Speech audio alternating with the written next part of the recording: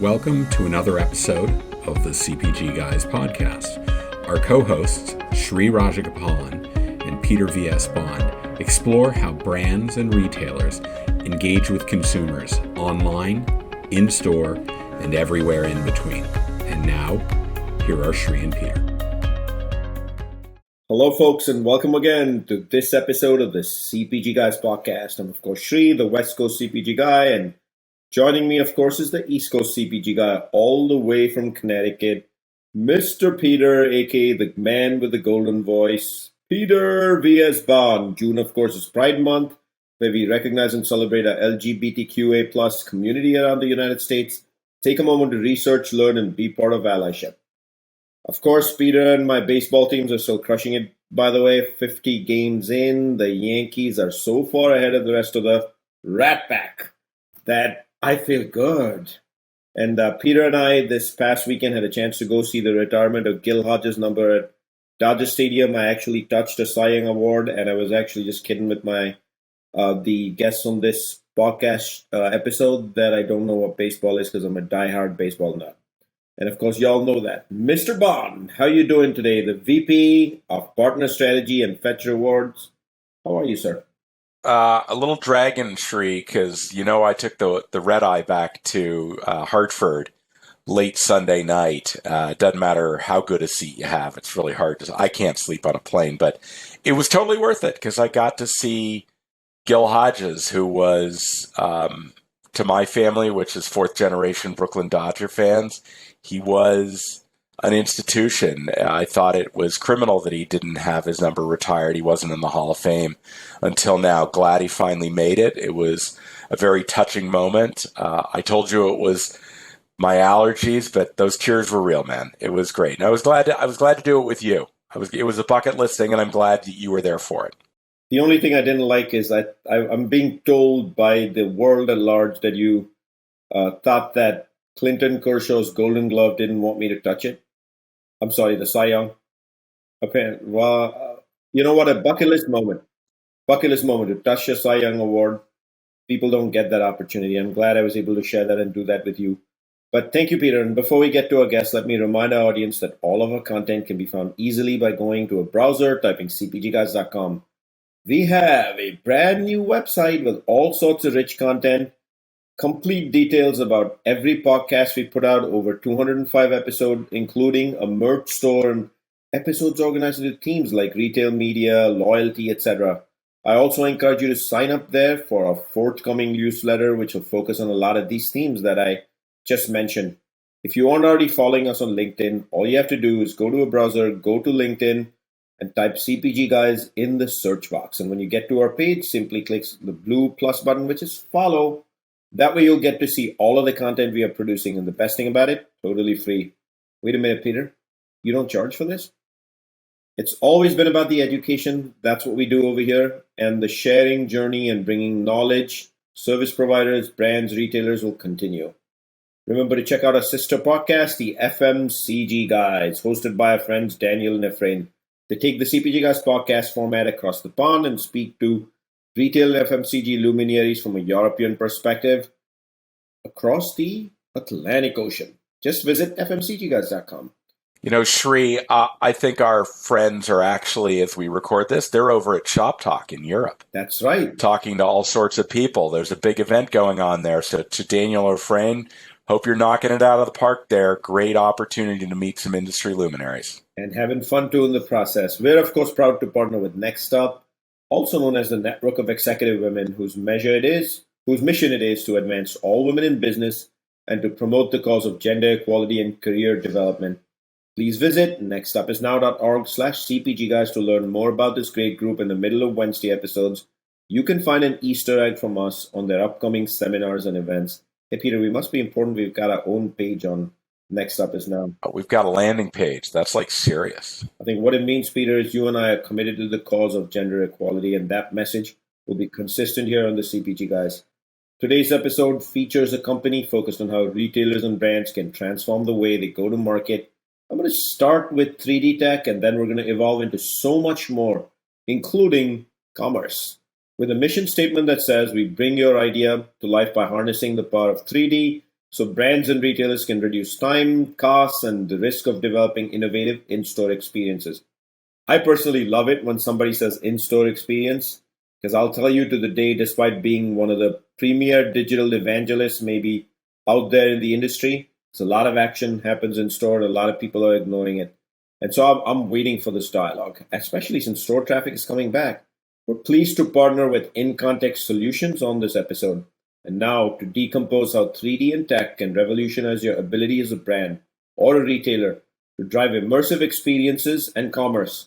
Here are InContext Chief Technology Officer Lucas Blair and COO Melissa Jurgens. Please join Mr. Bond and me in welcoming them to the podcast. Melissa and Lucas, welcome to both of you. How are you folks today? Hey, Shri. Hey, Peter. So glad to be here. Thanks for hosting us on the CPG Guys. Excited to be here. Thanks for having us. I believe this is one of your first podcasts, so this is sure to be a lot of fun. So welcome. And we're happy that you chose us to be one of the first to go to.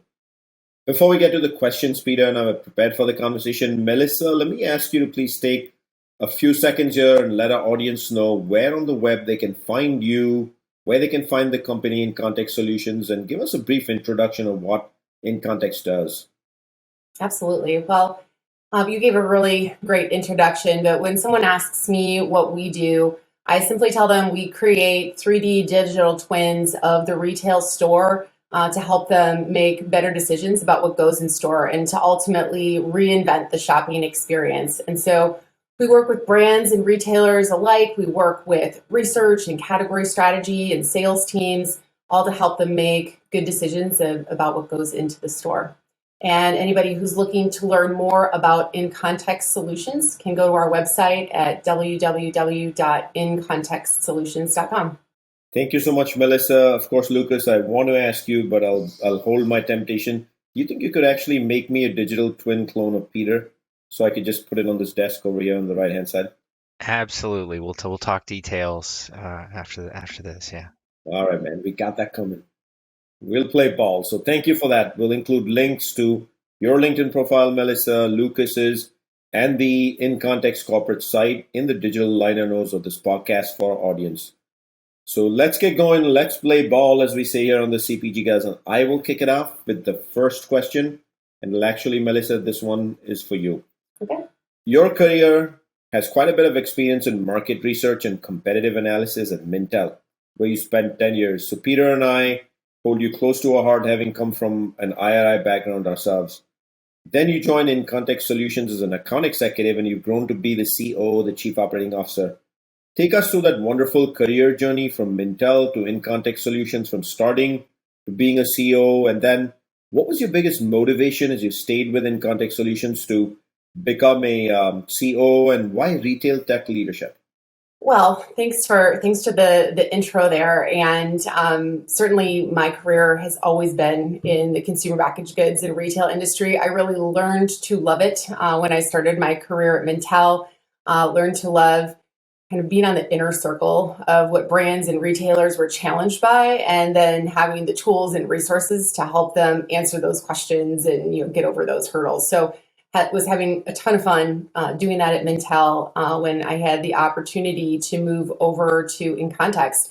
And it was really kind of a no-brainer for me because InContext had a really cutting-edge technology, which was 3D simulations of a retail store, but they were using it specifically for research purposes and to help businesses make decisions about what they were going to execute in store. So it was an easy leap to say for me, but also really probably one of the best decisions I made because it exposed me to how I can use technology to really scale what we're doing. And so I've had a ton of fun at InContext since I've been there. Spent the first, as you mentioned, first few years of my career continuing to work with clients and to get their feedback, to apply back to our product, to continue to evolve our product. And once I realized how much passion I had for our product, I took the opportunity to work as a part of the team that launched Shopper MX. So Shopper MX is our software platform that I'll probably end up talking about quite a bit today, but it's really at the center of what we do in creating 3D and retail simulations. After a couple of years of working on the product, I was asked to start a customer success team. So any good software company is going to have a customer success team that is dedicated to helping their clients adopt the software, to use the software, and then to get the feedback from those clients so it could be used to constantly improve and bring new features and use cases back to the clients. So I spent several years doing that. And from there, I was asked to step into the role of COO. That brings it with it a whole host of additional responsibilities, which have been great challenges and opportunities for me, obviously, to learn and to grow. But if I was to sum up really what I'm doing on a day-to-day basis, it's about leading the company into the future and leaning into this technology platform that we have that's really powerful and has a lot of potential to help the retail and CPG industry.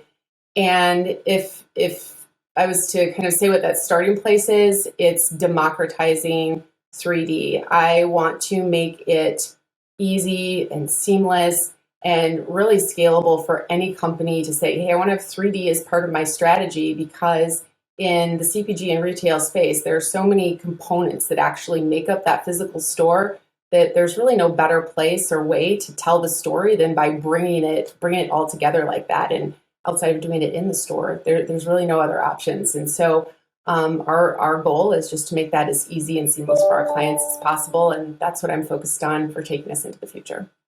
Lucas, what about you? Your career?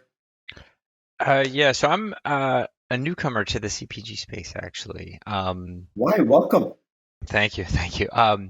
So after finishing a PhD in modeling and simulation, I started it as a designer in the simulation industry, primarily flight and ship simulators, right? And helping people with decision making, all kinds of stuff, all in game engines. So it was all 3D work. And it was cool. It was fun stuff.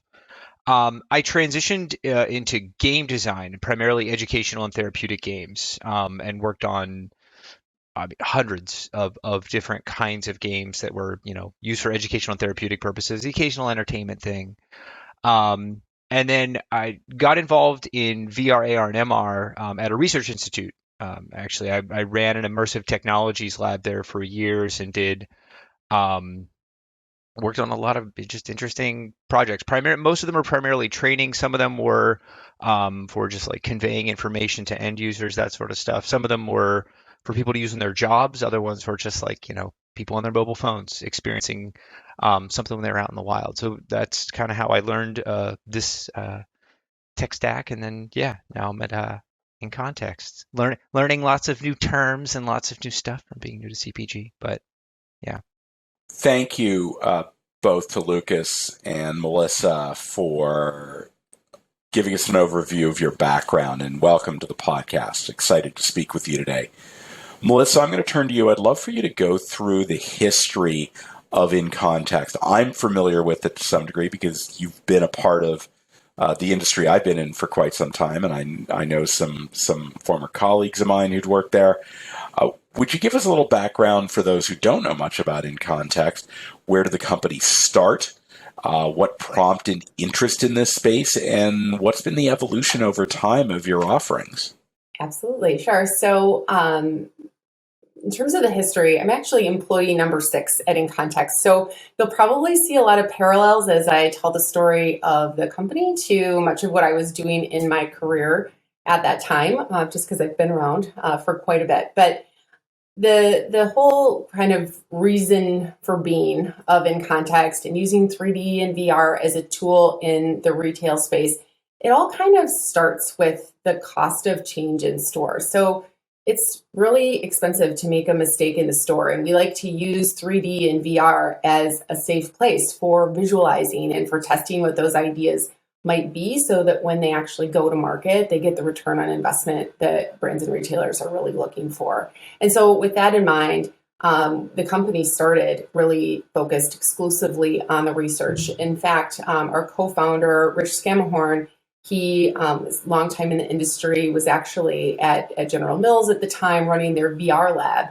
And he saw an opportunity to bring a lot of scale to VR testing, because we weren't the first ones to do VR testing. We were just the first ones to do it online. At the time, it was being done in central locations. You needed big monster computers to be able to create these simulations, and therefore you had to bring shoppers all to one location to be able to look at it. Now, if you're doing research, that kind of limits you in terms of the number of people that you can talk to. It tends to be more costly. It takes a lot more time. Online surveys are pretty scalable. You can throw out a link and get hundreds or thousands of people to respond to you in a pretty short amount of time. And so that was the switch that Rich had wanted to make in terms of transitioning virtual from a central location to online testing. Therein lies the birth of InContext and what we focused our business on for the first several years.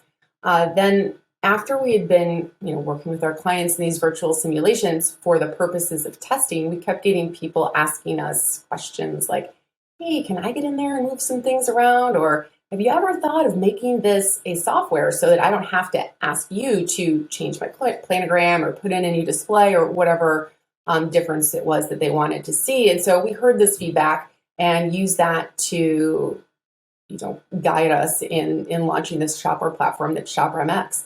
And so today, that is now a tool that is used by retailers and manufacturers to visualize changes in planograms or alternatives to planograms. They do category walkthroughs. They might be looking at displays and different alternatives of those or seasonal changes, placing signage, and then we'll do more complex or comprehensive things like a category reinvention.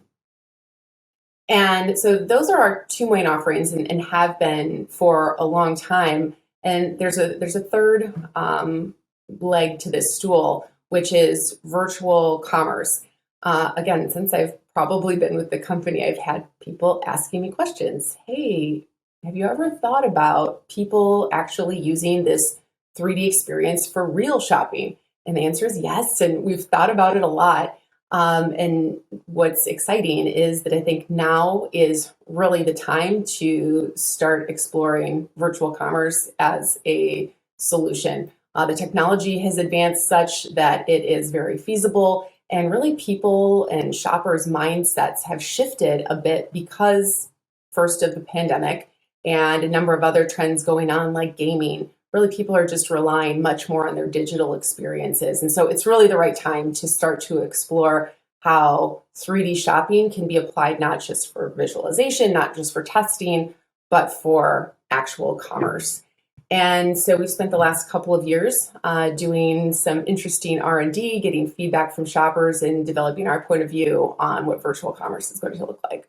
Exciting times for sure, right? So I want to jump right into virtual commerce. When I naively think of virtual commerce, I think of the metaverse and many things in and around the metaverse. But I think our audience would love to learn from you both. Give us a scoop on what this virtual commerce offering by InContext is and what makes your solution uniquely positioned to be a leading provider of virtual commerce. So when I think about virtual commerce, at least where we are today, it's really about bringing 3D or immersive 3D experiences to a current 2D site. So when you think about how people shop today, for the most part, you go to a website, you search, you scroll, you click, you add some products to your basket. And that works well enough.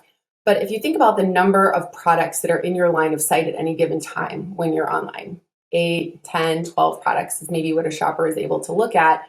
And you compare that to when you're in store, where at any given time you can see hundreds or even thousands of products within your line of sight. It's that merchandising and that layout of products that really directs the shopper behavior and the shopper path through the store. And it's that shopper path through the store that leads to discovery and impulse and really that creativity behind merchandising that builds the basket. And so what we're looking to do with 3D is to create a broader experience that lends itself to some of those benefits like discovery and impulse that can build the basket. Now, when I compare 3D to different in-store strategies, I like to call it a disruptor. So there's disruptors that you'll put into the store. You'll put a display, you'll create a store within a store, you'll use a promotion or some signs. All of those things are to gain the attention of the shopper and get them to try something that they might not have normally tried. 3D is the same way, except it's applied to your website, and it's a disruptor to get shoppers to get out of the search, scroll, click and add to your basket into something that's going to open their eyes to a wider set of products. Now, I think that InContext is probably the best positioned company in the world to lead an initiative like this because we've been doing virtual store research for over a decade. So we've talked to millions of shoppers. We have tens of millions of data points, all of these things that can inform an offering and a strategy that's going to be successful for brands and retailers when they bring 3D to their online shopping experience. In terms of what makes us great and where our focus is at the moment, there are 3 words that we are rallying around: simple, scalable, and seamless. So first of all, simple. It has to be very simple for the shopper. It has to be intuitive. It has to feel native to that current e-commerce shopping experience. Scalable. The market changes really quickly for CPG, especially product availability, prices, promotions, seasonal campaigns. Things are shifting on a pretty regular basis. And so the 3D experience has to be equally flexible for brands and retailers to be able to respond to that. And then the last piece is seamless. We are not an e-commerce platform, so to speak. We're looking to integrate with existing e-commerce tech stacks to enhance what that experience is for shoppers. And so with that in mind, we're really, really excited because we're launching our first integration with Microsoft, the Microsoft Commerce Cloud, which means that Shopper MX will be available for anyone that has their website on the Microsoft Commerce Cloud to access the Shopper MX app on their app stores there. So then, Lucas, based upon what Melissa shared with us, would love to understand where this is going from data driving this capability, the ability to personalize experience for users, and then all of this great technology that has been invented for the gaming industry. Can that be applied to make these shoppers' experiences that much richer? Would really like to understand, because that's kind of your background. I'd love to know where you're thinking about taking this. Yeah, so on the dynamic side, like as you mentioned, all this is very data driven, right? And so we kind of think about it in 2 ways. One is the environments being dynamic, and then personalization, which I can talk about in a second. But the environments can be responsive, and by environments I mean the 3D spaces that people are in, or the 2D or 3D objects they're seeing floating around them, depending on what kind of technology they're using. So that can be things like product changes, like retailer updates, brand updates, like logos can change in real time. Logos can maybe be personalized depending on the person, right? Like it would also things like stock availability. So having a bunch of systems that are integrated so that like if something is available or not available, maybe the system can say, hey, this isn't available, or it's 2 weeks out from shipping. Maybe you would like this, this, and this. We'll be able to do lots of interesting things with that. And then also, it could be dynamic because of other users in the environment.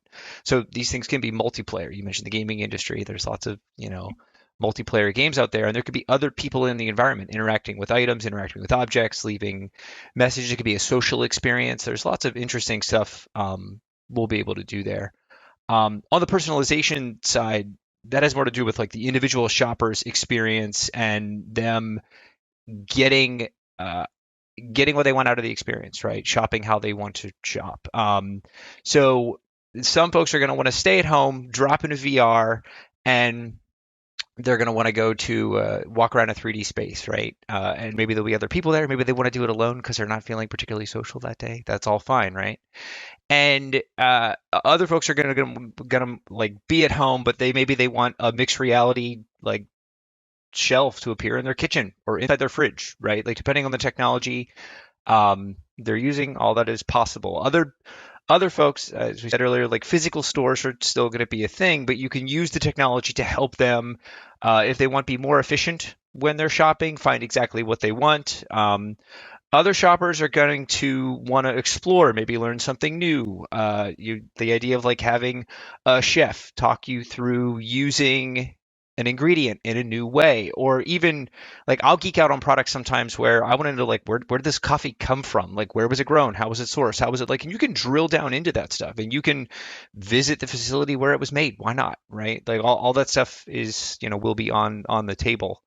You had asked about using game engines, and I have said in more than one meeting at InContext, like stuff is going to get weird quick um, in this space just because of like I know what the game industry is doing. Like anybody that even plays games, like there's some wild stuff going on, and so we're going to have conversations that are probably not typically had in spaces like this, where it's like things like impossible physics, right? Like what if products moved around people instead of people moving around products or around spaces? Like what if I could fly? Like what if there's a z-axis? Like you could do stuff like that, right? And so we can have those conversations because we're working inside of game engines, which InContext has always done. We'll just be able to, when you move outside of the realm of digital twins, which are meant to replicate a physical space, you're building a simulation at that point.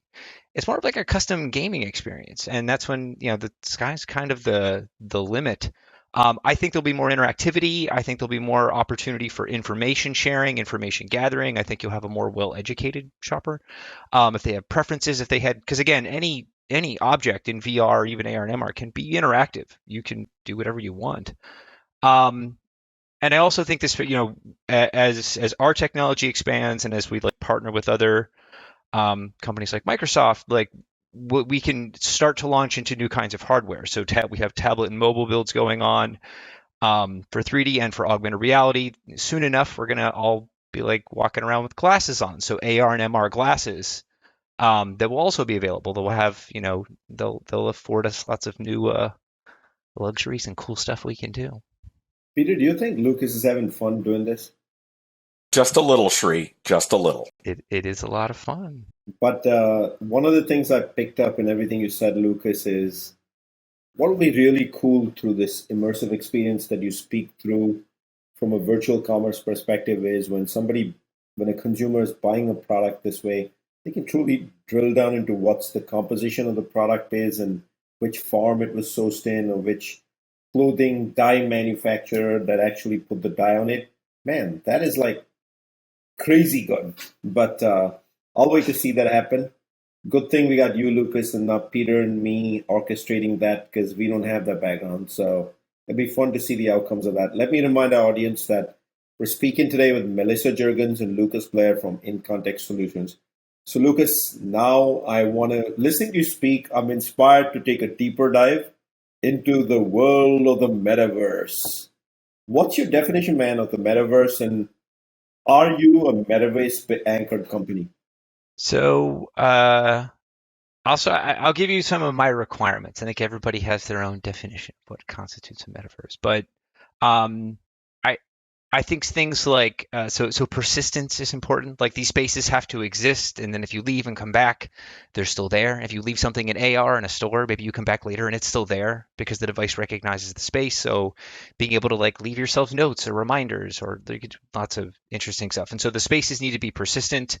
Interoperability, that's big. So the idea of like being able to move from like virtual world to virtual space, one to another, and being able to like have some persistence with the digital objects, whether that's your avatar or things that you have with you. Like there's because otherwise it's just walled gardens, right? Like you move from one thing to another, and we do walled gardens reasonably well now. But you need interoperability, right?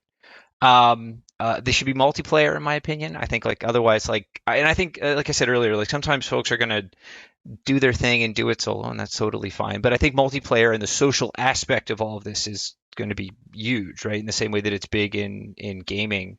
And then yeah, I think they should be immersive. I don't limit the immersive, the like what constitutes immersive to just being VR. I think we should include augmented reality and mixed reality in there.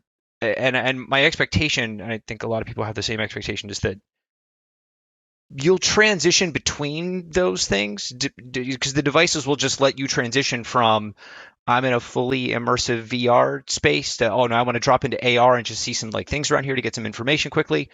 Otherwise, maybe it's a mixed reality thing, and you want to be able to walk around something in your kitchen and actually physically move around it. It interacts with the space, but it's all going to come from the same hardware. And so, like, we make that distinction now because the hardware keeps it separate. Like, we have a VR rig, and you're having pass-through cameras, and VR rigs aren't that great right now, but we're going to rapidly get to a point where like all those things are, pretty good, and the hardware, especially stuff that's coming out, is going to be awesome. We also don't have great tech standards around some of this stuff, in particular like interoperability. So there's lots of work to do there, and that's not necessarily the kind of work that InContext does. But we're going to be right there along with everybody else in the industry, trying to make sure things work well and are interoperable. And then, yes, to answer your question, we are a metaverse company. I think in part just because we need to meet users where they are, and people are using digital environments like this to do lots of everyday tasks, and that's going to include shopping. And so, we have lots of expertise in the area. So we want to, with CPG, but also with just the technology in general. So we have lots to say and lots to work on. Yeah, and then I think of this stuff as like we're working in like kind of building blocks where we're building the component parts to these things. And so when we build things, we're adding stuff to our platforms, but we're doing it following a roadmap. And that roadmap is just going to get us a little bit closer to like our little part of the metaverse, right? Which is like shopping. But the metaverse is going to be used for lots of different things, right? But sometimes people are going to shop and they're going to have a customized experience, and that's our little corner of it. So, Melissa, based upon Lucas's detailed answer and confirming that you are a metaverse company, would love to know what your thoughts are, because there's a lot of hype around people saying, oh, this isn't going to last. Why don't you take on what some of those naysayers are spouting, and why don't you break that down a bit for us? I find whenever the topic of the metaverse comes up, people are really polarized. Either they're believers and they see all the places that it's going to go, or they immediately put up a wall that it's just, way too future, hypothesis, and know that it can't be real. And so if I'm thinking about kind of that latter group and where you just kind of like hit a wall in terms of talking about what could be, I think one of the first things that people trip up on is the hardware itself. The metaverse and being in the metaverse does not require you to be in a headset. I mean, certainly that's one of the ways that you can experience a headset, but if you don't like wearing a headset, you don't envision yourself wearing a headset, you don't have to. You can experience 3D on your PC, it's on your mobile device, it can be on a tablet. So there's a lot of different ways where you can immerse yourself in a digital space that doesn't require the full headset experience. I would say also, it's, like I said, it's not all headsets and it's not all just gaming worlds. I sometimes like to, brag a little bit that I think InContext had one of the original B2B metaverse platforms. And Shopper MX is a place which is a 3D store. It's totally immersive. You can meet people in there to collaborate and communicate. You can work, you can make changes. And so that actually fits the definition of what the metaverse is. And we're not the only ones that have thoughtful business applications in this space. Some might say even a virtual meeting like this could be considered a metaverse. We're working together in a digital space. So partly it comes down to how you define it and how loosely or tightly your definition of metaverse needs to be. I would say that another kind of barrier that people throw up is this idea that the store is going away, right? Oh, I don't believe the metaverse is going to happen because that means that people are never going to leave their homes again and they're never going to, touch foot into a store. Well, I also don't think that's what the metaverse means, because it is about digital experiences and the blurring of the digital and physical. So the metaverse itself can enhance and improve what the online shopping experience can be in the future, but it can also improve what the in-store experiences. So like Lucas was talking about, with augmented reality that could enhance how you're able to find and explore and learn about products when you're in the store the same way you can when you're online. So the broadest definition that I would use, and one that I think is really kind of easy for anyone to digest and see the benefit of, is that the metaverse is really about immersive digital experiences. They enhance your ability to learn or share or socialize, to work or shop, to do anything, whether it's in a physical or digital space. And if you lean into that as the definition, there's just some really exciting opportunities ahead. No debate over there, Melissa. Lucas, I'm just a little excited now about the metaverse, so I can't let it go. I'm sorry. So you talked about InContext being a sort of a building block to the metaverse universe, if there was such a word. And virtual commerce is one such way to get you there. And then you also talked about everybody has a different definition. You have your definition. So what other building blocks should we be thinking about in your definition? So a few things, and part of the reason why I think about us as a building block, but then also we talk about like our technology roadmap and how we're each of the things on our roadmap is getting us a little bit closer to the reality that is, whatever my definition or everybody's definition of the metaverse is, which I still think is we're not there yet, right? Like some of the things that I listed above, like we're not there yet. We don't meet the definition yet, but we're working on getting incrementally there, right? And so one thing to consider is that this is not just a shopper facing technology, right? Like that's a big part of it, but it's going to change the experience of retailers and distributors and brands and lots of other folks that you all probably could list that I'm not aware of in the entire pipeline, because it's complicated. Like that's something that I'm learning about as I'm in the industry more, is that like there's a lot of moving pieces to this, right? Like as just a shopper, I'm like, well, you show up and there's things on the shelves, right? But there's lots of moving pieces there, right? And we can build tools to make everybody's jobs easier across the board, right? And we have several tools that we're working on now that are going to be for folks that are in the field, folks that are doing sales, folks that are in meetings, right?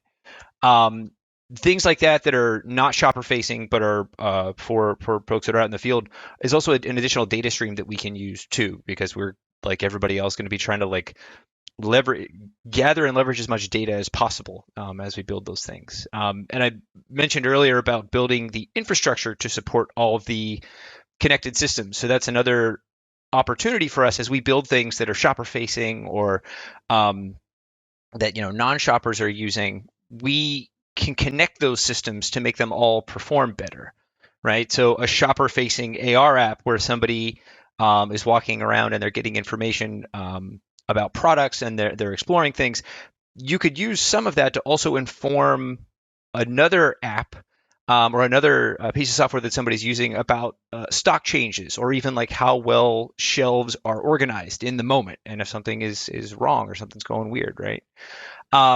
You could have messages between people working in sales, or even customers, even shoppers, right? That are persistent and they stay in those spaces, and it can happen across spaces. So you can have somebody in a digital twin leave a message about something and say that this thing maybe is weird, or we should keep an eye on this. And then somebody's in an actual physical store in AR, and they may see that same message there because the systems recognize that those are the same space, right? They're just being consumed with different pieces of hardware, and one is digital and one is physical, right? But so you can have that persistence across those pieces of software. And then in addition to doing the research that we do now, we're working towards like leveraging a lot of that data, like more automated insights. And so it can inform decision making.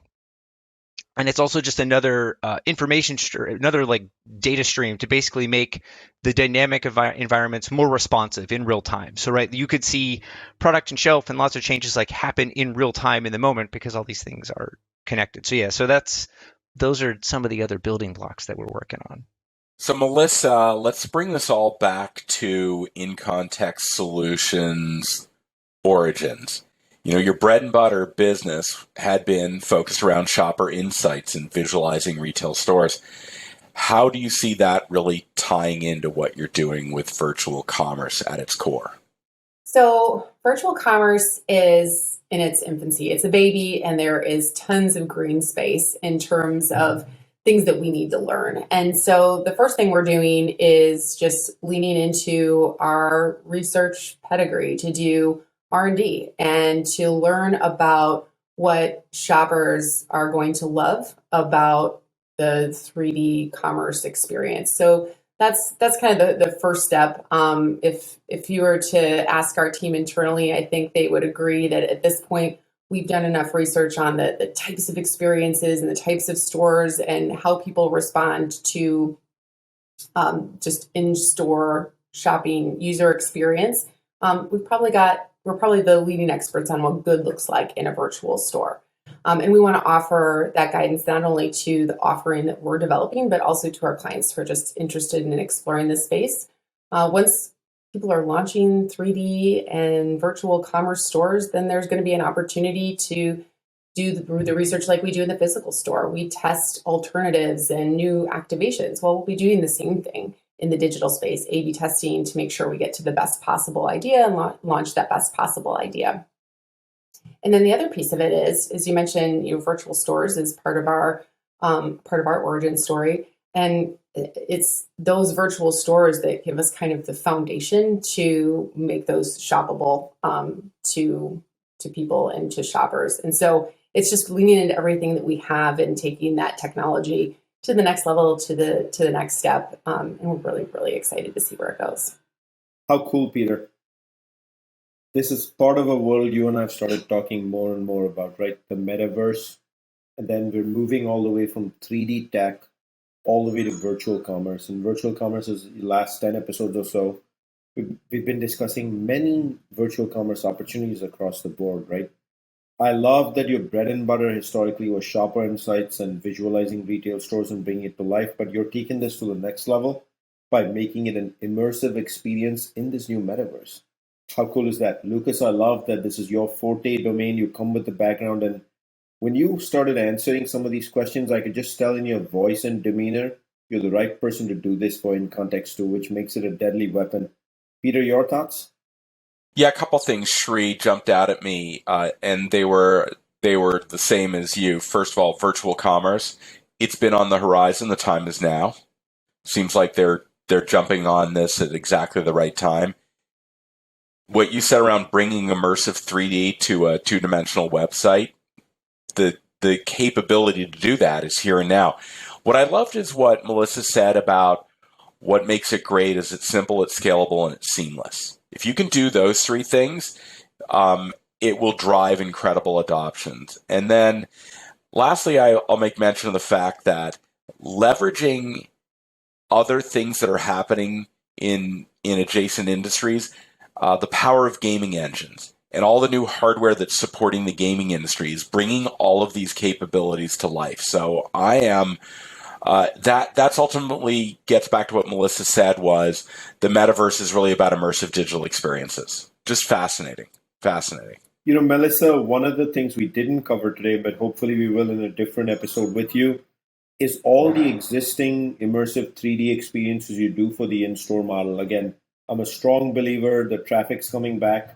There's going to be a lot of need for that, so we'll get to that at some point. But, I want to leave our users with a call to action directly from you, Melissa. And my question for you on the call to action is, what sort of brands, are there specific categories? Who should be getting in touch with InContext Solutions? And is it a brand VP? What's the profile of the people that you'll work with today? Thanks for the question, Shri. Well, we work with brands and retailers alike. I would say anything that you would find on a shelf in your typical grocery or mass or convenience store would be the type of category that we're set up to support really, really well. And in terms of the groups that we would work with, we would typically work with, of course, insights, category management, sales, store operations, and we're hoping to work more and more with the e-commerce teams. My guess is, Melissa, the number one team for the virtual commerce piece of this is actually the e-commerce teams, and then the tech piece of that, which will typically be the IT departments at large brands and retailers. And on the retail side, it's the VP of digital and things of that nature. Did I get that right? I think you did, and we're still learning because this is some new area or new people for us. So hope to meet a lot of new people as they start to hear and learn about this.